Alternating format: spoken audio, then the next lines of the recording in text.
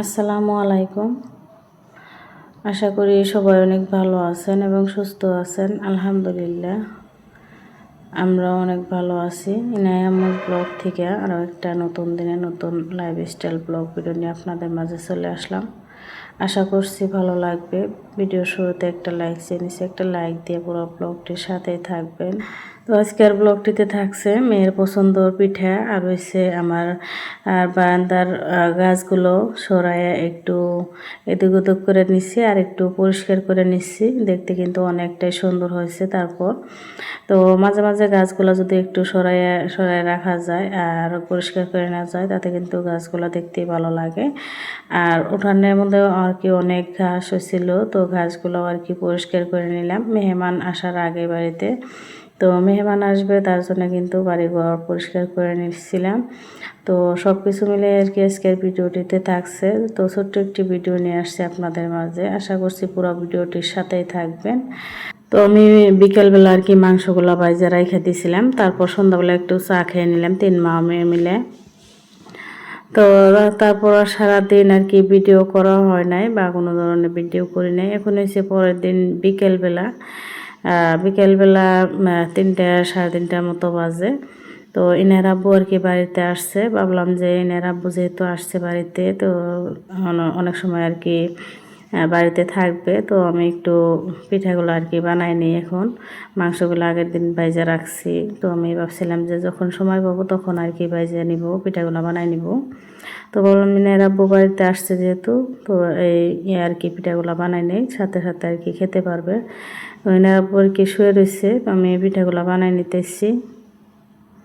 তো আমি আর কি যেভাবে বানাই, তো এটা কিন্তু কাটা যে ঈদে বানাইলে ভালো হয়, বেশি কাটলে নেল দিয়ে বা অন্য কিছু দিয়ে আর কি কাটলে ভালো হয়। তো আমি চাকু দিয়ে কেটে কেটে আর কি বানাই নিচ্ছিলাম সবগুলো পিঠা। তো এই তো দেখতে পারছেন অনেকগুলো আর কি পিঠাই বানানো হয়েছে। তো বেশি বানাই নাই, অনেক বেশি যে তাও না আর একবারে যে কম তাও না। তো আমাদের খাওয়া চলবে, তো 2বার আর কি খাওয়াইছিল।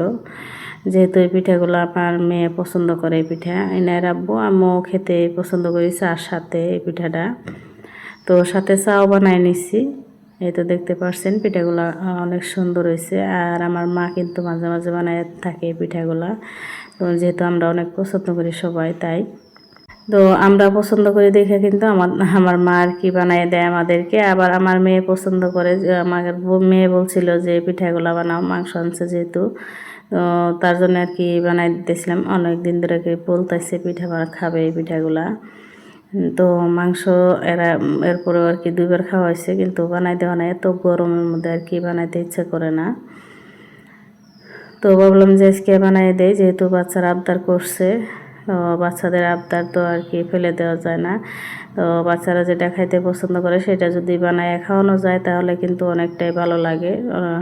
যে খাবারটা আর কি বাচ্চারা পছন্দ করে বা পরিবারের সবাই যেটা পছন্দ করে, তো সেটা বানায় খাওয়াতে পারলে কিন্তু অনেকটাই শান্তি লাগে। আর যদি না খাওয়াতে পারি যে পর্যন্ত খেতে চাইলে, সেইটা আর কি না খাওয়ালে ভালো লাগে না। তো সব মায়েদের আর কি একই অবস্থা। তো আমরা যে বস্তু আর কি খেতে চাই যেগুলা, তো সেগুলো যদি মা না খাওয়াতে পারে, যে পর্যন্ত না খাওয়াবে সে পর্যন্ত মনে হয় মায়ের নাই, যদি নাও যায় বানায় পাঠাইয়ে দেয়। তো এখানে দেখতে পাচ্ছেন আমার গাছগুলো কিন্তু ছাগলে খেয়ে ফেলছে। তারপরে পরেও একটা গাছে আর কি সুন্দর ফুল ফুটছে। তো এই যে এখন চলে আসলাম পরের দিন সকালবেলায়। এনার আব্বু এমনিতে যে সাইড দিয়ে কচু গাছ বা অন্যান্য গাছ হয়েছিল, তো সেগুলো আর কি পরিষ্কার করে নিতেছে। আর আমি ফুল গাছগুলো আর কি পরিষ্কার করে নিতেছি। যেহেতু এখন বৃষ্টির দিন, বৃষ্টির দিনে কিন্তু অনেক গাছ এমনিতে হয়ে থাকে। তো এমনি দেখবেন যে যে গাছগুলো যত্ন করে লাগাবেন সেই গাছগুলো হতে চায় না। তারপরে এমনিতে আগাছা যেগুলা সেগুলা কিন্তু অনেক সুন্দরভাবে হয়। তো এখানে যে বারান্দার মধ্যে গাছগুলা কিন্তু অনেক দিন ধরে এই যে ভাবতেছি যে এগুলা পরিষ্কার করে নিব, তো গরমের কারণে কিন্তু করা হয় না। এখন এই তো বাড়িতে মেহমান আসবে, তার জন্য কিন্তু বাড়িঘর একটু পরিষ্কার করে নিতেছি। তো এই গাছগুলো কচু গাছ যেটা ফুল গাছ, তো সেটা আর কি অন্য জায়গায় রেখে দিলাম, ওটার জন্য আর কি একটু ভালো দেখা গেছিল না। তো ভাবলাম যে ওটা সরাই রেখে দিয়ে তারপরে এই গাছগুলো একটু আলাদাভাবে রেখে দিব, যাতে দেখতে একটু ভালো লাগে। তো একইভাবে রেখে দিলে অনেক দিন পর্যন্ত কিন্তু দেখতে দেখতে ভালো লাগে না। তাই আর কি। তো আমি সবগুলা গাছ সরাইয়া তারপরে ঝাড়ুতে আমি এই গাছগুলো আবার রাইখাও দিছি অফ ক্যামেরাতে। তো ভাবছি যে এত বড় ভিডিও আপনাদের সাথে শেয়ার করব না, অনেক বড় হয়ে যায়। তো আমি ভিডিও করছিলাম, তারপরে আর কি ডিলিট করে দিছি, অল্প একটু আপনাদের সাথে শেয়ার করব, যেহেতু অনেক বড় হয়ে যায় ভিডিওটি। তো এই সাইডের গাছগুলো আমি কিন্তু এই যে সরাইয়ে গাছগুলো আলাদাভাবে রেখে দিচ্ছি, আর এই সাইডের গাছগুলো ওই যে সুন্দর করে আর কি রেখে দিচ্ছি। আর এখানে যে গাছটা যে অনেক লম্বা ছিল, তো ওইটা কিন্তু কাইটা দিচ্ছি গাছটা। আর এখানে 3টা চারা হয়েছে আবারও। আসলে তো গাছগুলোর আমি নাম জানি না। আর এখানে যে গোলাপ ফুল গাছটা আর কি সাইডে রাখছি, আগে ছিল ওই যে এই ফুল গাছ, এটাকে কি বলে, জেসমিন ফুল। তো ওইটা ছিল এই পাশে। আর এখন আমি গোলাপ ফুল গাছটা সাইডে রেখে দিলাম। গোলাপ ফুলের নিচের ডালগুলো আর কি ছাগলে খেয়ে ফেলছে, আর উপরের ডালটা আছে, তারপরেও কিন্তু ফুল ধরছে, তো অনেক ভালো লাগে। আর এই ঘরের সামনে গাছগুলা রেখে দেওয়াতে কিন্তু সকালে যখন উঠে ঘুম থেকে উঠে ফুলগুনা দেখি গাছে, তো অনেকটাই কিন্তু ভালো লাগে।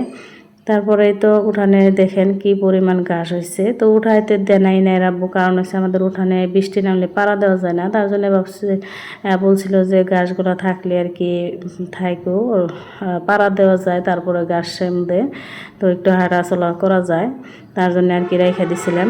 তো গাছগুলো থাকার কারণে কিন্তু উঠানটা দেখতে একটু ভালো লাগে নাই। এখন কিন্তু দেখতে পাচ্ছেন কত সুন্দর লাগতেছে আমার পিছনে।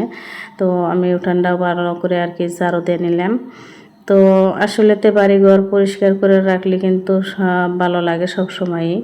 তো আমাদের উঠানটা একটু জানি কীরকম, মাটিগুলো আর কি ভালো না, বৃষ্টি নামলে পাড়াই দেওয়া যায় না, আর অনেকটাই পিছলা হয়। তো এই যে দেখতে পাচ্ছেন অনেক সুন্দর লাগতেছে, গাছগুলো আর কি সরাই দিচ্ছি। আর কিছু গাছ ওখান থেকে আমি সরাই নিছি, যেগুলো দেখতে ভালো লাগে না, তো সেগুলো আর কি সরাই দিচ্ছি। তো এখন মাশাআল্লাহ অনেকটাই সুন্দর লাগতেছে। তো যারা যারা ভিডিওটি দেখতে দেখতে এই পর্যন্ত এসে এখন পর্যন্ত লাইক দেন নাই, প্লিজ একটা লাইক দিয়ে দিবেন। তো আজকে এখানে বিদায় নিচ্ছি। সবাই ভালো থাকেন, সুস্থ থাকেন, আল্লাহ হাফিজ।